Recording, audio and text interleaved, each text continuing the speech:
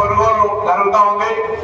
గ్రామాల ధాన్యం కొనుగోలు సాఫీగా రైతులకు ఇబ్బంది లేకుండా జరగడానికి కొరకు గ్రామ ధాన్య కొనుగోలు కేంద్ర పరిశీలన కమిటీ పేరు మీద రైతులతో కూడినటువంటి ఒక 5 సభ్యులతోటి ఆ ఊర్లో పంట సాఫ్గా ఎటువంటి ఇబ్బంది లేకుండా అధికారులతో, మండల నాయకులతో, నాతో అధికారులతో మాట్లాడే విధంగా ఉంటే చైతన్యం ఉన్నటువంటి ఒక 5 తోటి పంట ధాన్యం కొనుగోలుకు సంబంధించిన కమిటీ.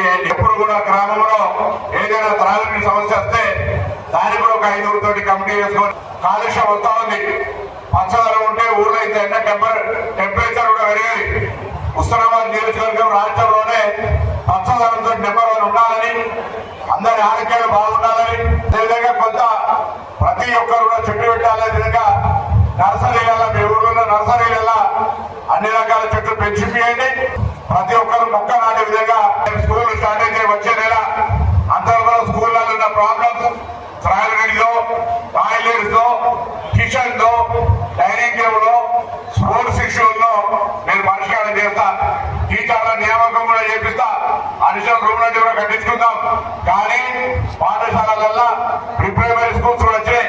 వాటి పిల్లల సంఖ్య ప్రభుత్వ పాఠశాలల పెంచడానికి కొరకు ప్రతి ఊర్లో బడి బాట పేరు మీద జరిగే కార్యక్రమంలో ప్రతి ఇంటి దగ్గర కూడా తిరిగి ఆ ఊర్లో కూడా ఒక 5 విద్యకు సంబంధించి ఉత్సాహం ఉన్నటువంటి వాళ్ళతోటి విద్యా కమిటీ కూడా ఒక 5 పేర్లు వేయండి.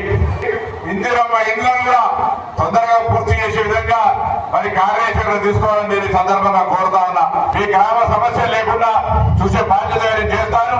అధికారులందరినీ సమన్వయపరిచి మీకు ఎటువంటి ఇబ్బందులు గ్రామాల్లో రాకుండా ఉండేటువంటి ప్రయత్నం చేస్తా.